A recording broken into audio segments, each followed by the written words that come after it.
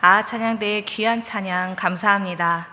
오후의 시간도 예배를 드리시는 모든 분들과 또 오늘 주님께 헌신을 다짐하며 예배드리시는 안수집사회 모든 회원분들에게 이 시간 주님께서 예비하신 은총이 함께 하시기를 소망합니다.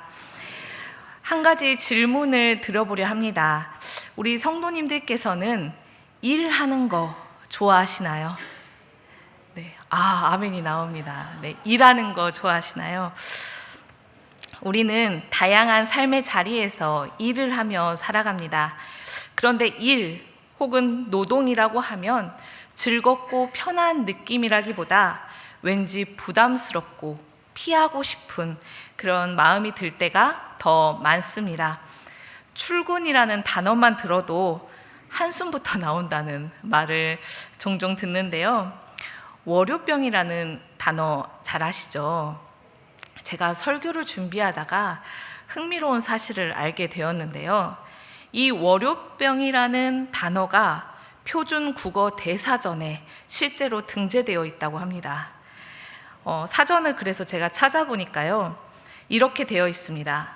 월요병, 한 주가 시작되는 월요일마다 정신적, 육체적으로 피로나 무기력을 느끼는 증상이라고 되어 있더라고요.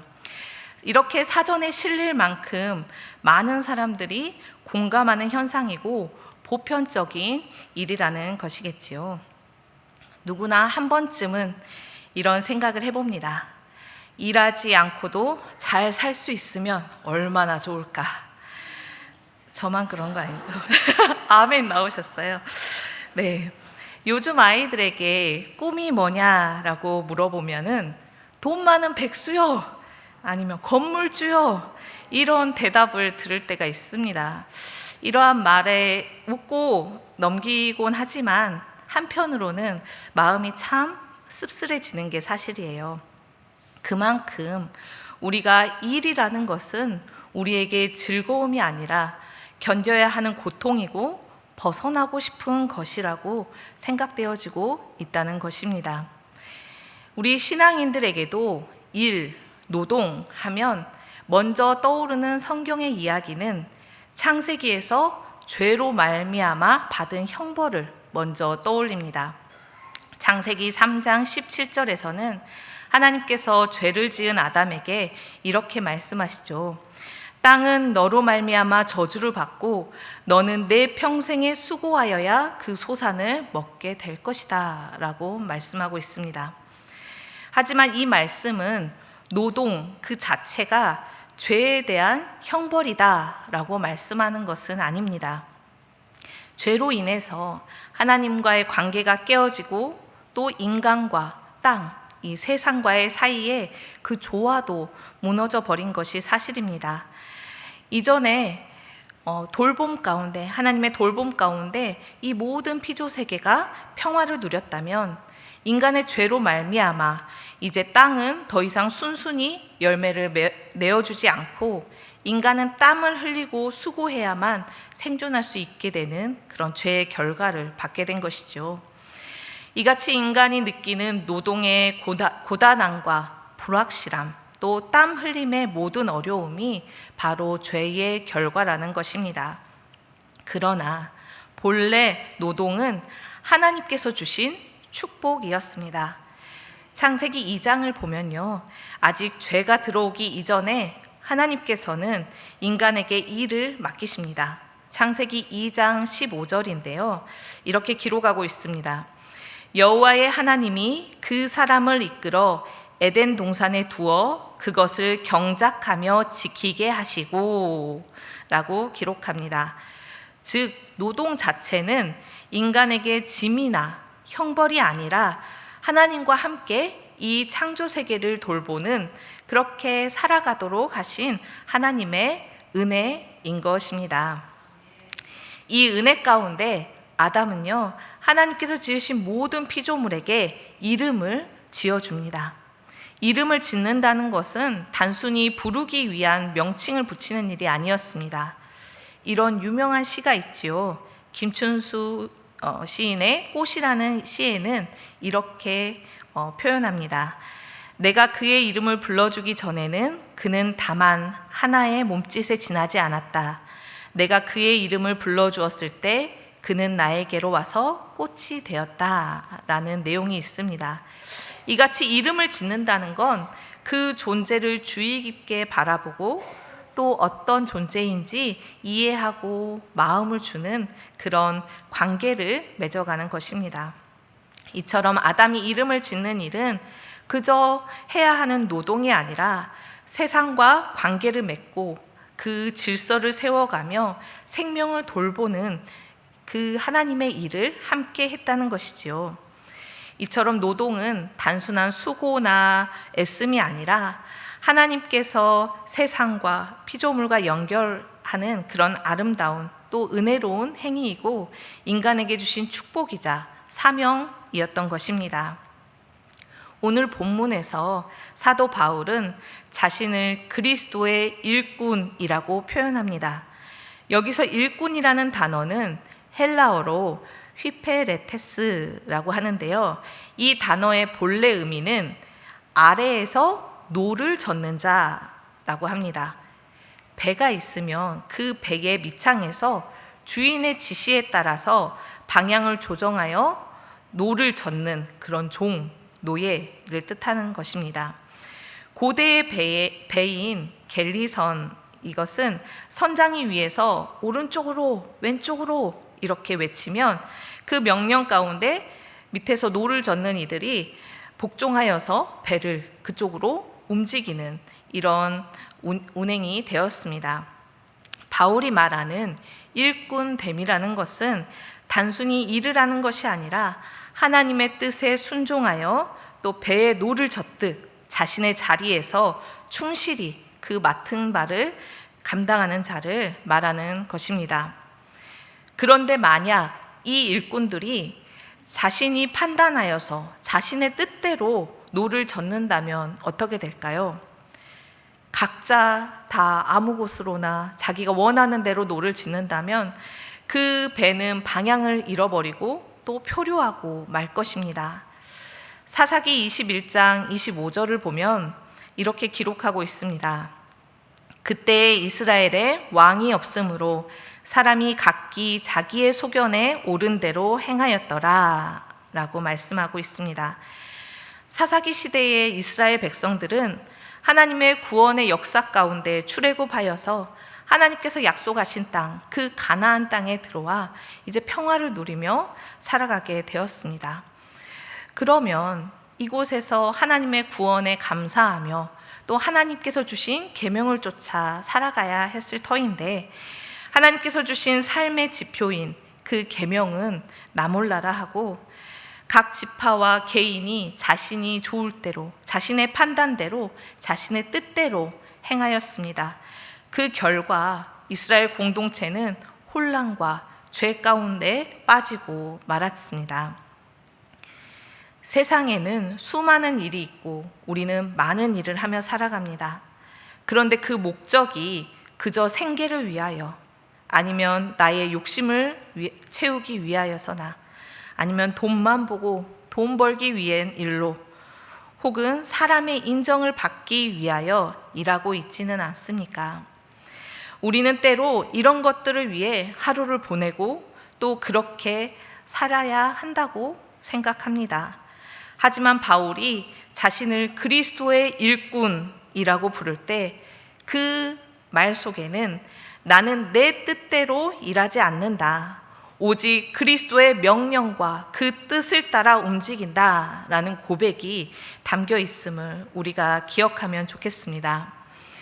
우리는 교회 안에서 맡은 사역뿐 아니라 삶의 모든 자리에서 그리스도의 일꾼으로 살아가야 합니다. 일터에서도 가정에서도 또 우리의 마음과 손이 움직이는 모든 순간에 주님의 말씀에 귀 기울이며 그분의 뜻을 따라 살아가야 할 것입니다. 노를 젓는 사람이 지시를 듣지도 않고 혹여는 들었으나 따르지 아니하고 자신의 판단대로 행한다면 그 배가 표류하듯이 우리의 삶도 내 뜻대로, 내 기준대로 움직이고 하나님 말씀에 귀 기울이지 않고 순종하지 않는다면 우리의 삶의 그 방향성은 잃고 또 신앙인으로서의 그 삶의 길을 잃게 됩니다. 오직 주님의 음성에 귀 기울이고 순종함으로써 노를 저어감으로써 우리의 방향을 인도하시는 주님의 은혜 가운데 아름답게 쓰임받는 우리가 되길 소망합니다. 우리의 삶과 우리 나주교회가 주님의 인도하심에 따라 아름답게 쓰임받는, 그리하여서 하나님의 마음에 합한 교회, 또 그러한 성도가 되기를 주님의 이름으로 축복합니다. 우리는 바울의 고백과 같이 그리스도의 일꾼입니다. 아멘이시죠? 네. 그리고 이뿐 아니라 우리는 하나님의 비밀을 맡은 자라고 바울은 말하고 있습니다. 본문 1절의 말씀인데요. 우리가 다시 한번 본문 1절의 말씀을 함께 받겠습니다. 사람이 마땅히 우리를 그리스도의 일꾼이요 하나님의 비밀을 맡은 자로 여길지어다. 아멘. 우리 그리스도인은 하나님의 비밀을 맡은 자입니다. 우리 성도 여러분, 우리에게 비밀이 있을 때 그 비밀을 털어놓을 수 있고 맡길 수 있는 사람은 어떤 사람입니까? 아무에게나 그렇게 털어놓습니까? 아니죠. 내가 신뢰할 수 있고 내가 또 믿을 수 있는 그런 사람에게 나의 비밀을 맡기고 또 이야기할 수 있습니다. 하나님께서는 우리에게 하나님의 비밀을 맡기셨습니다. 우리는 하나님의 비밀을 맡은 자입니다. 그 하나님의 비밀을 맡았다는 것은 하나님께서 우리를 믿고 우리를 부르시고 우리를 사용하신다는 그 약속에 그 축복이 있는 것입니다. 그렇다면 여기서 하나님의 비밀이란 무엇일까요?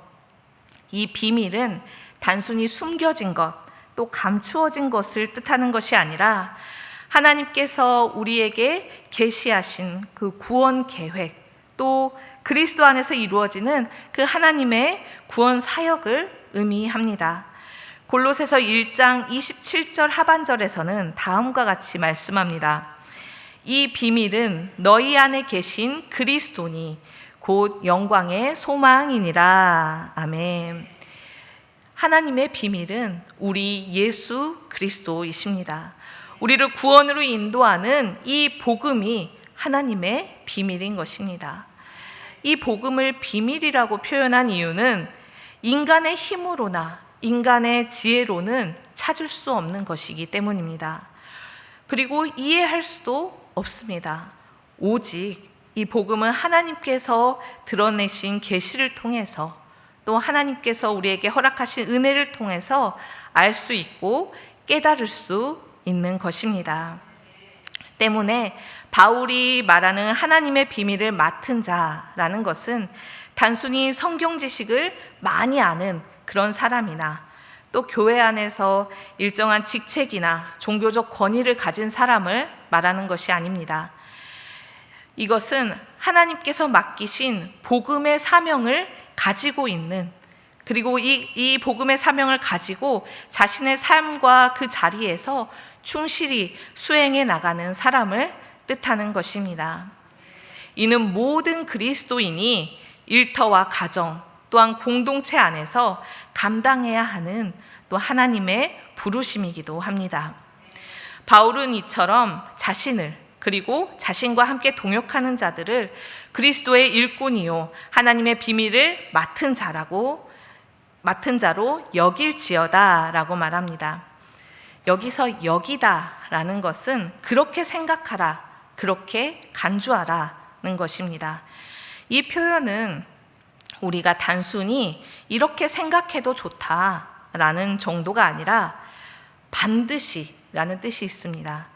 우리를 반드시 그리스도의 일꾼이요 하나님의 비밀을 맡은 자로 알고 그렇게 생각하라는 명령에 가깝습니다.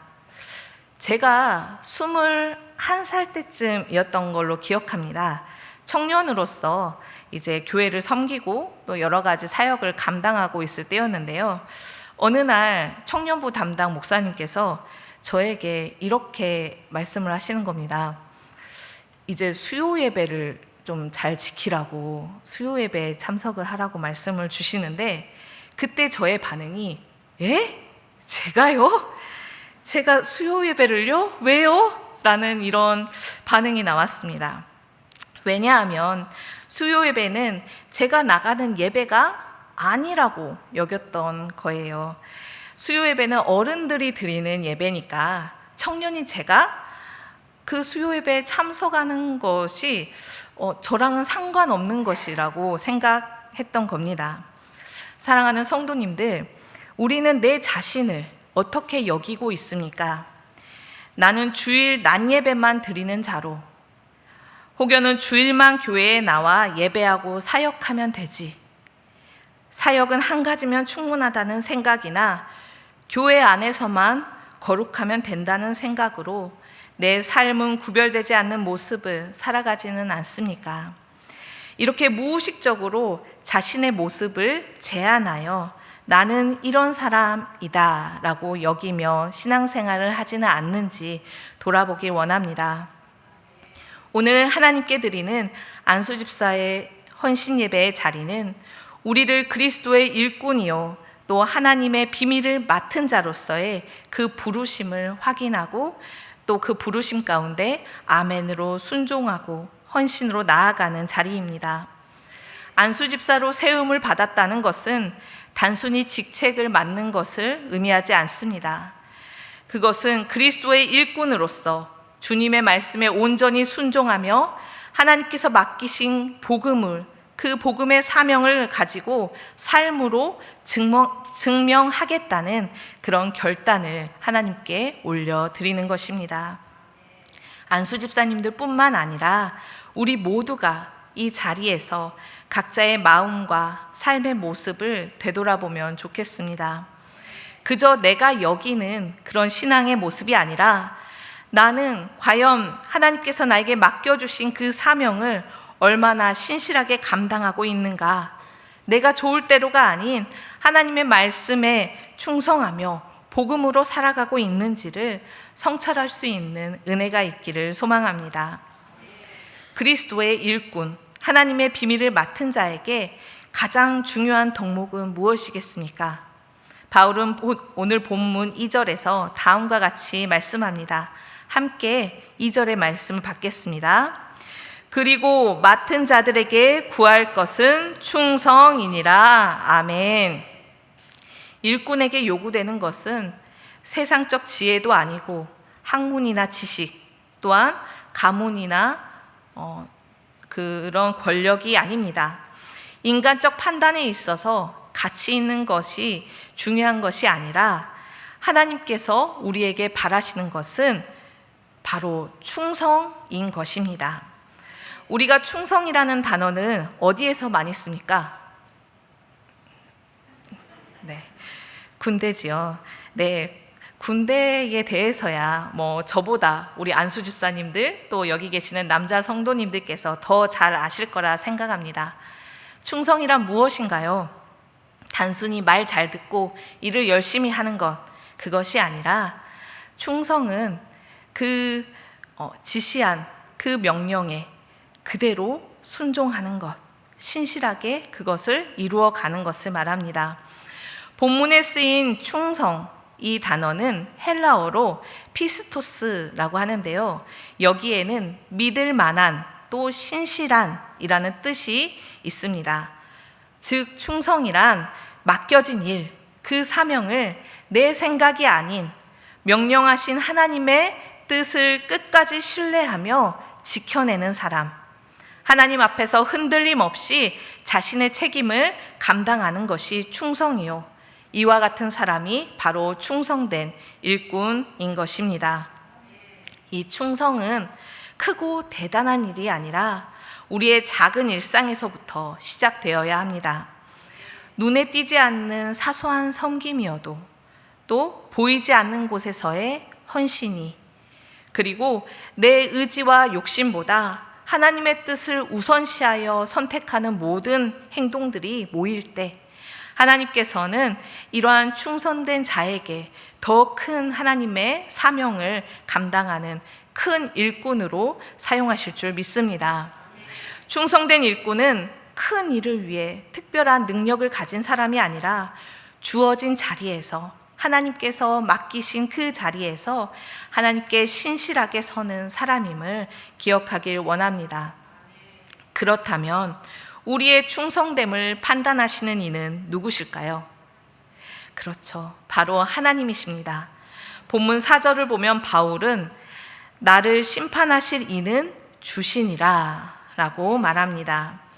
바울 당시 고린도 교회 교인들은 자신들의 기준으로 서로를 판단하고 또 비판하였습니다.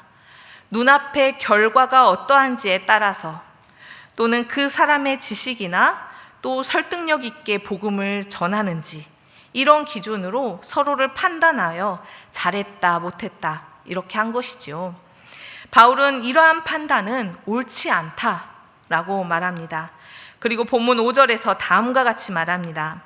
그러므로 때가 이르기 전 곧 주께서 오시기까지 아무것도 판단하지 말라.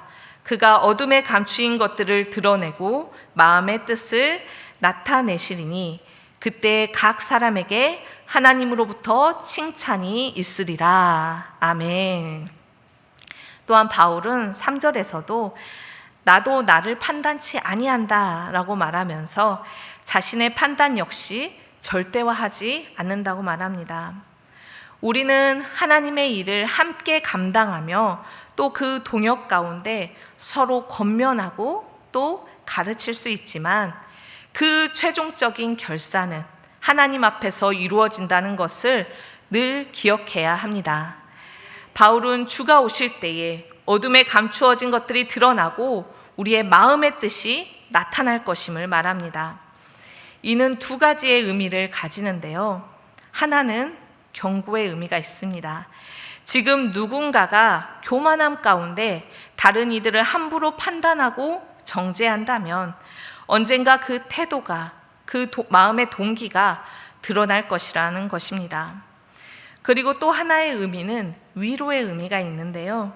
지금 누군가가 억울하게 비난을 받고 있다면 하나님께서는 그 억울함을 아시고 때가 되어 바로 잡으신다라고 말씀하는 겁니다.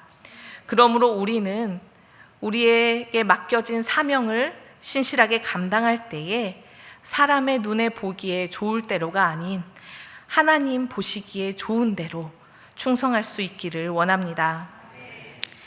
사랑하는 성도님들, 그리고 오늘 헌신을 결단하시는 안수 집사님들, 우리는 단순히 교회의 일을 맡은 사람이 아닙니다.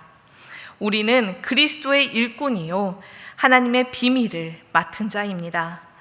주님의 말씀에 귀를 기울이는 것이 먼저이고 그 말씀에 내 생각으로 판단하는 것이 아니라 내가 좋은 것만 선택하여 순종하는 것이 아니라 하나님의 말씀에 그대로 순종하며 나아갈 때, 그 말씀에 충성할 때에 우리의 삶이 하나님께서 기뻐 받으시는 그런 충성의 삶이 될 줄로 믿습니다.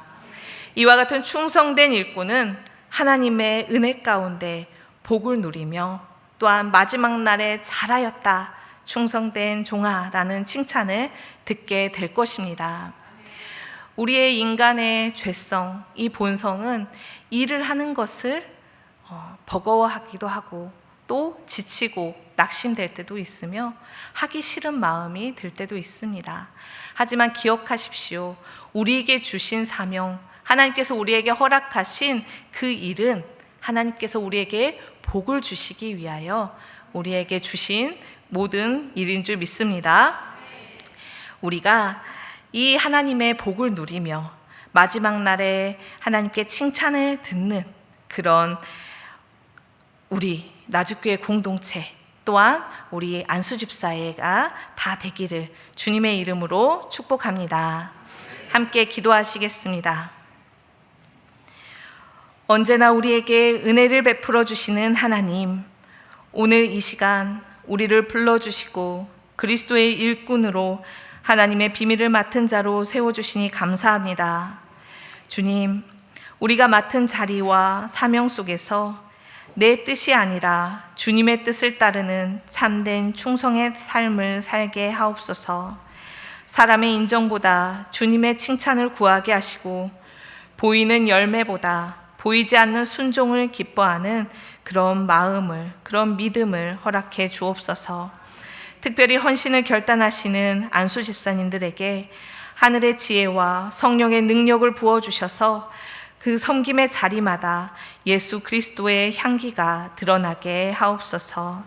우리 나주교회가 주님의 인도하심을 따라 하나님 마음에 합한 교회로 세워지게 하시고 우리의 모든 수고와 눈물이 주님의 영광을 위한 헌신이 되게 하옵소서. 우리 주 예수 그리스도의 이름으로 기도드립니다. 아멘.